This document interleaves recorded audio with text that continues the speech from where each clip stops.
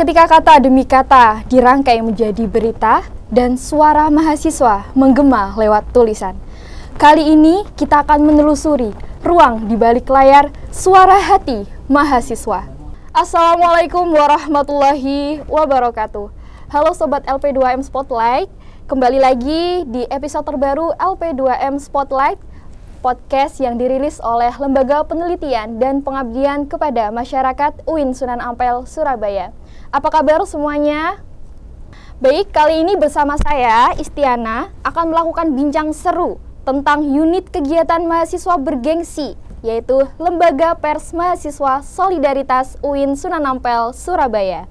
Pada episode kali ini kita telah kedatangan dua anggota LPM Solidaritas, ada dua perempuan cantik di sebelah saya.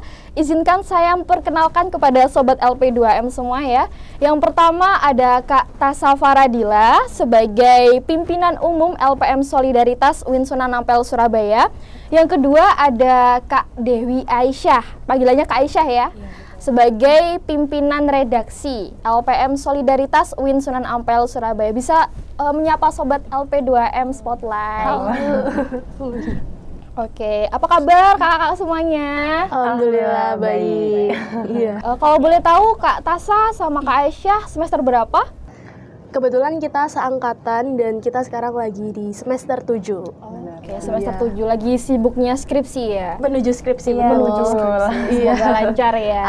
Amin. Oke. Berbincang mengenai lembaga pers mahasiswa.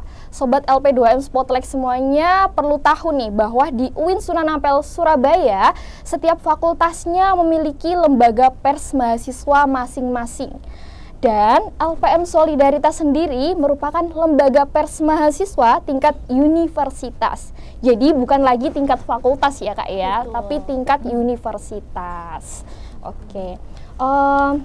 Kita langsung aja membahas lebih mendalam terkait LPM Solidaritas UIN Sunan Ampel, Surabaya. Kalau boleh tahu nih, mungkin dari Kak Tasa atau Kak Aisyah, LPM Solidaritas itu seperti apa sih? Bisa diperkenalkan nih kepada Sobat LP2M semuanya. Mungkin dari aku dulu, oke. Jadi LPM Solidaritas adalah lembaga pers mahasiswa di tingkat universitas seperti yang tadi sudah dijelaskan. Kita berdiri dari tahun 2001 pada tanggal 31 Januari.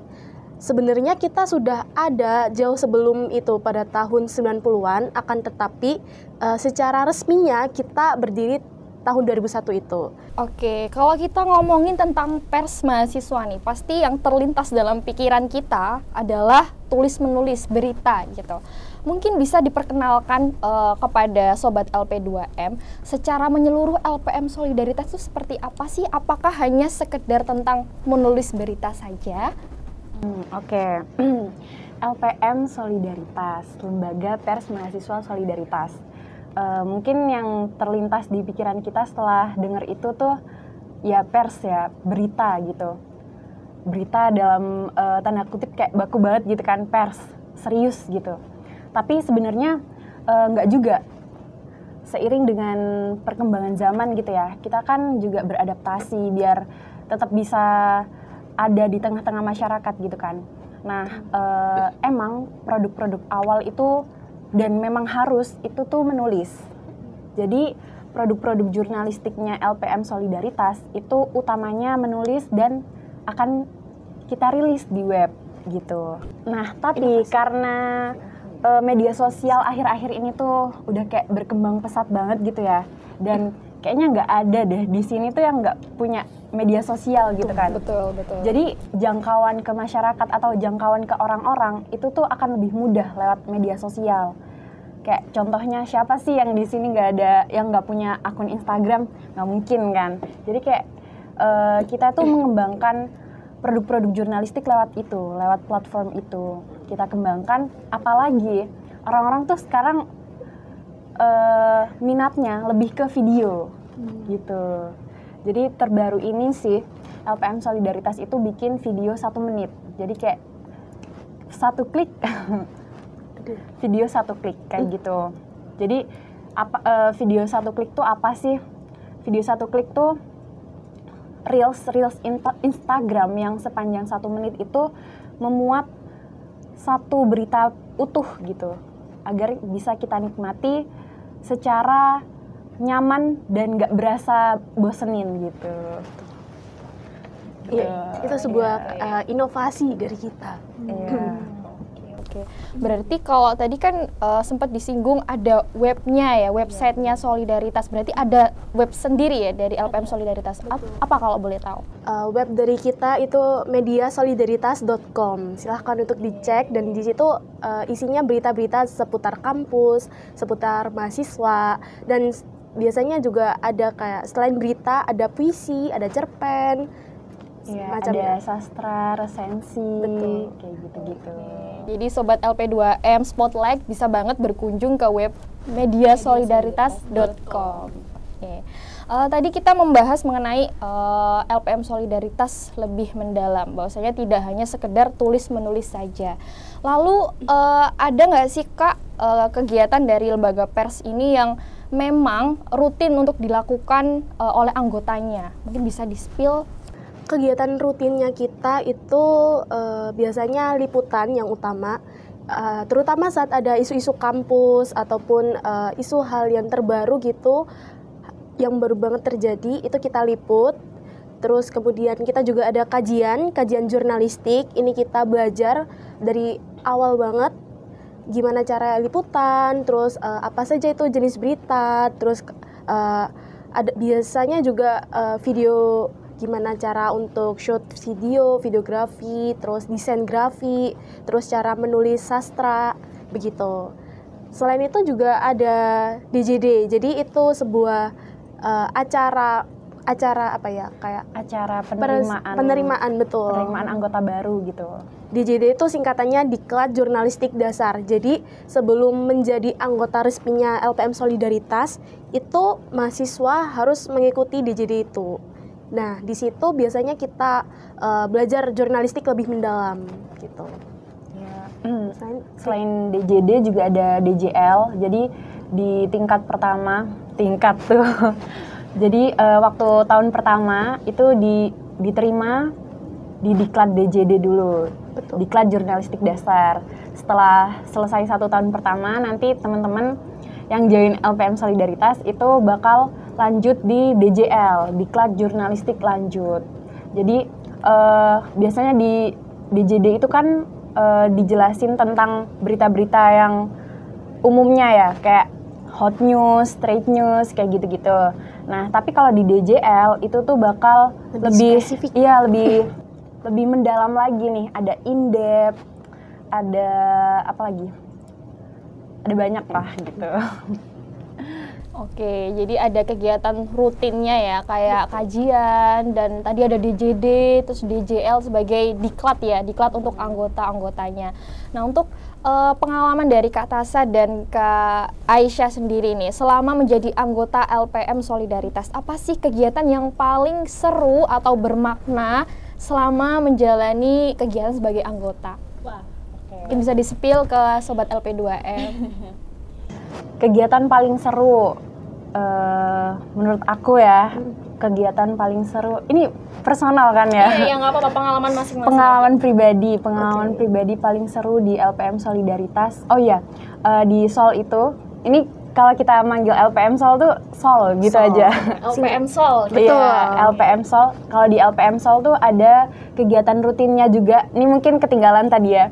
Itu ada liputan PBAK. Jadi tiap PBAK itu nanti bakal ada teman-teman LPM Solidaritas yang bakal nyebar gitu di fakultas-fakultas buat ngeliput gitu.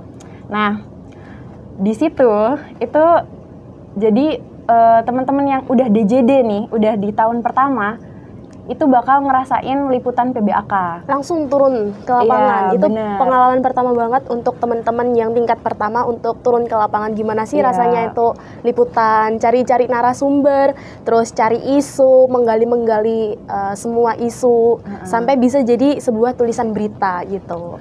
Kalau liputan yang kampus, liputan yang biasanya itu kan kita sebenarnya ada sebutannya nih, ada camak gitu, calon magang, itu buat tahun pertama. Itu camak tuh biasanya diajarin lebih ke teknis. Jadi untuk isu ataupun angle atau framing itu tuh kita persiapin dulu. Jadi anak-anak nih belajar teknisnya dulu, belajar tour lab-nya dulu. Kayak cara wawancara, cara menggali datanya, isu dulu kayak gitu. Nah, tapi kalau buat liputan PBAK ini tuh kita bener-bener nggak ada pembekalan gitu. Jadi kayak bener-bener fresh. Kita kayak nggak ada nih, apa nih ya? Bener. Jalan apa ya? Itu melekat banget. Apalagi pas kita baru pertama kali liputan PBAK tahun 2023 ya waktu apalagi itu. Kalau buat kalian yang inget banget sama PBAK 2023 yang sangat-sangat terkenang itu. Itu seru banget sih buat aku sendiri ya. Betul. Gitu. Kalau selama melakukan liputan di lapangan gitu ya, tadi kan berkesan, bermakna.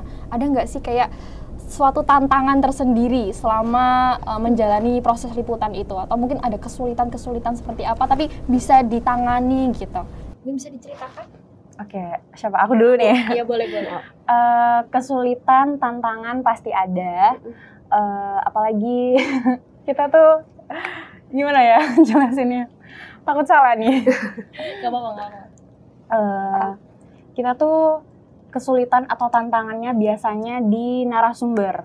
Jadi narasumbernya udah pasti nih siapa. Tapi ketika kita konfirmasi atau kita tanya gitu ya, kadang tuh narasumber tiba-tiba nggak mau aja gitu. Kayak takut nih, apa nih wawancara nih. Kalau udah gitu. diwawancara saya tuh kayak sebuah trust issue ke narasumber gitu. Trust issue. Gen Z banget ya bahasa. Oke, jadi tantangannya lebih ke pas waktu cari-cari data-data isunya itu tadi ya Kak ya. Oke, karena beberapa narasumber nggak semuanya berkenan gitu. Jadi menjadi tantangan tersendiri waktu liputan. Oke, kayaknya berkesan banget deh ya. Kayaknya seru juga. Seru banget. Apalagi kalau misal ini kan tadi Aisyah bilang liputan PBAK. Iya. Ada lagi liputan yang mungkin ini lebih lebih general. Itu ada liputan demo. Jadi saat liputan demo mahasiswa. Demo mahasiswa, benar. Biasanya kalau ada demo mahasiswa itu Persatuan Pers Mahasiswa Indonesia yang ada di Surabaya itu menghimpun kita LPM yang ada di universitas di Surabaya untuk ikut melakukan peliputan demo. Nah, di peliputan demo itu kita lebih tertantang gitu. Karena tantangannya lebih besar. Kita kayak rebutan isu sama universitas lain di LPM lain, bukan hanya di LPM di universitas kita saja, tapi lebih ke LPM yang ada di universitas lain, cari-cari isu, cari-cari narasumber, terus belum lagi kalau misal demonya chaos, itu kita benar-benar ngerasa kayak tertantang gitu, tantangannya, adrenalinnya tuh ada banget gitu. Adrenalinnya ada. Benar. Oke, ada yang lebih seru ternyata dari demo PBAK, ini demo mahasiswa bahkan general se-Surabaya ya, LPM se-Surabaya. Kalau boleh tahu, acara apa nih demo mahasiswanya?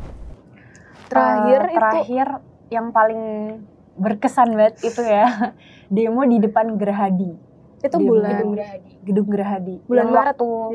Iya, waktu puasaan pokoknya. Waktu puasa bulan Maret itu demo tolak RUU TNI. Oh iya, itu. Betul. Jadi kita di situ berpartisipasi sebagai LPM, lembaga pers mahasiswa yang ikut melakukan liputan. Dan di situ rame banget sih, jujur. Iya. Kayak semua manusia ada di situ deh. Bahkan ada polisi juga ya? Ada polisi, ada media-media dari luar juga, kayak ada dari CNN, terus IDN, bener. Media-media Itu juga melakukan peliputan, jadi bukan hanya dari mahasiswa, tapi dari kalangan media jurnalisnya langsung itu juga turun melakukan peliputan. Gitu.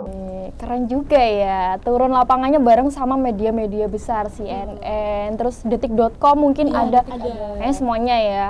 Karena emang itu isu besar kemarin ya. Oke.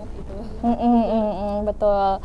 Terus menurut Kak Tasa dan juga Kak Aisyah sendiri, kan tadi kegiatannya kayaknya banyak banget ya. Ada kegiatan rutin, terus liputannya nggak cuma di kampus aja, tapi juga di luar kampus. Sebenarnya ganggu kegiatan nggak sih join LPM Solidaritas? Kalau aku jujur enggak ganggu kegiatan, terutama kegiatan kuliah, karena kita harus tahu prioritas dulu. Nah, kalau caraku tuh aku bisa gimana caranya harus bisa lebih tepatnya. Harus bisa untuk memprioritaskan kuliah. Jadi kalau misal ada kuliah ya tetap untuk datang ke kelas.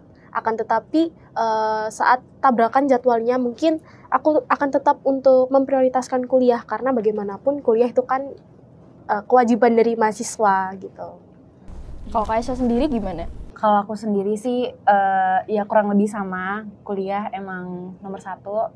Tapi gimana caranya kita buat bisa sebenarnya susahnya di LPM buat bagi waktu tuh waktu liputan. Jadi kayak terutama waktu mau wawancara ke narasumber. Jadi itu gimana pinter-pinternya kita ngelobi narasumber buat di jam yang kita kosong juga. Betul. Jadi nggak tabrakan sama kuliah gitu. Betul. Jadi kuliahnya jalan, LPM-nya jalan gitu. Oke, keren banget ya tadi ya kegiatannya. Tadi banyak kegiatan tentang liputan berita. Kalau berbicara tentang berita-berita, media-media pers, mungkin sebagian orang berpikir bahwasanya kayaknya isinya anak-anak komunikasi atau mungkin anak sastra atau dan lain sebagainya. Nah, dari LPM Solidaritas sendiri kan tingkatnya universitas nih ya. Apakah ini bisa diikuti oleh semua prodi untuk anggotanya? Tentunya bisa, karena kita nggak hanya anggota kita ya terutama itu bukan hanya anak komunikasi, tapi ada dari hukum, terus dari filsafat juga ada, dari prodi Sistem informasi informasi. Jadi menyeluruh, nggak cuman hanya di spesifik ke komunikasi atau sastra, tapi kita membuka peluang selebar-lebarnya untuk siapapun yang ingin belajar jurnalistik, yang mungkin mimpinya ingin jadi jurnalis atau pers, itu bisa banget untuk join sama kita. Terutama yang emang niat, terus yang emang punya value, bisa menunjukkan value-nya dia bahwa oh dia ini pantas untuk menjadi pers mahasiswa gitu. Kita membuka peluang selebar-lebarnya untuk siapapun yang ingin join sama kita. Oke, jadi nggak sekedar prodi-prodi yang berkaitan dengan jurnalistik aja ya Kak Tasya, tapi juga prodi yang lain bisa. Bahkan mungkin kayak FUF tadi filsafat bisa join banget. Oke. Pendidikan juga boleh, tarbiyah ya berarti kalau pendidikan. Oke. Tadi Kak Tasya sempat menyebutkan value. Nah, mungkin berarti ada yang perlu disiapkan nih sama para calon anggota baru untuk join LPM Solidaritas. Kalau boleh tahu nih Kak Tasya atau Kak Aisyah, apa sih yang perlu disiapkan oleh calon anggota baru ketika akan join LPM Solidaritas? Oke, buat apa yang perlu dipersiapkan sebelum mendaftar itu tentunya tulisan, karena di situ kalian bakal kita lihat apakah ada peluangnya nih kayak gitu. Jadi tulisan kalian yang menarik, kalian yang unik itu bikin kita tuh ngelihatnya beda gitu. Dan ya itu mungkin adalah langkah pertama buat value tadi itu. Kayak Betul. gitu. Kritis ya. Jadi di LPM Solidaritas itu kita sangat menjunjung tinggi kekritisan, bagaimana sikap kritis mahasiswa. Jadi biasanya karya-karya yang masuk di kita saat open recruitment itu tulisannya pada kritis-kritis, gak cuman tulisan berita, tapi mereka menulis opini, kemudian ada yang menulis sastra, puisi, cerpen, menulis apapun. Kita menerima tulisan apapun, bukan hanya spesifik di berita, tapi kalau misal mau nulis artikel, opini, features, itu kita terima. Dan pokoknya ada value yang bisa kita nilai, tulisan itu sesuai sama standarnya kita, maka kamu berhak dan layak untuk jadi anggota LPM Solidaritas. Oke, tadi jadi informasi menarik nih ya buat para mahasiswa baru yang kepengen join jadi anggota baru LPM Solidaritas. Yang perlu dipersiapkan adalah tulisan, apapun itu bentuknya ya kata Kak Aisyah, yang penting berkualitas, kritis, dan juga memenuhi standar ya. Betul, gitu. betul. Oke, tadi kita sempat membahas mengenai gimana persiapan para calon anggota baru untuk masuk LPM Solidaritas. Kalau boleh tahu ini open recruitment-nya kapan nih? Sudah dimulai dari awal bulan ini sebetulnya, sampai akhir bulan nanti 30 Agustus untuk terakhir pendaftarannya. Jadi sudah berlangsung dan ini sudah dibuka. Jadi untuk teman-teman mahasiswa baru yang tertarik sama LPM Solidaritas, segera untuk mengirimkan karya terbaik kalian karena akan kita seleksi sebelum penutupan di open recruitment ini. Oke, mungkin ada pesan untuk mahasiswa baru yang pengen join LPM Solidaritas? Ada lagi mungkin Kak Aisyah? Oke, buat teman-teman maba yang dari tadi udah dengerin video ini dari awal dan tertarik buat join di LPM Solidaritas, monggo, kita sangat-sangat membuka tangan dengan lebar buat bergabung menjadi keluarga besar LPM Solidaritas. Kalian jangan minder, jangan takut, karena di sini kita belajar bersama, kita berproses bersama, kayak gitu. Oke, terima kasih untuk pesannya Kak Aisyah. Jadi untuk teman-teman Sobat LP2M Spotlight, kita sudah menggali lebih banyak ya tentang apa sih itu LPM Solidaritas, apa saja kegiatannya, dan ternyata nggak sekedar cuma nulis berita aja, tapi lebih dari itu. Jadi ini mungkin bisa jadi kegiatan yang sangat menarik dan juga bermanfaat ya untuk selama perkuliahan, begitu ya Kak Tasya dan Kak Aisyah. Oke, mungkin sampai situ aja perbincangan kita pada episode kali ini. Kita sudah sama-sama mengenal LPM Solidaritas. Di episode berikutnya kita akan lebih mengenal unit kegiatan mahasiswa yang lainnya. Saya Istiana dan juga dua narasumber kita yang telah hadir pamit undur diri. Sampai jumpa di episode berikutnya. Wassalamualaikum warahmatullahi wabarakatuh.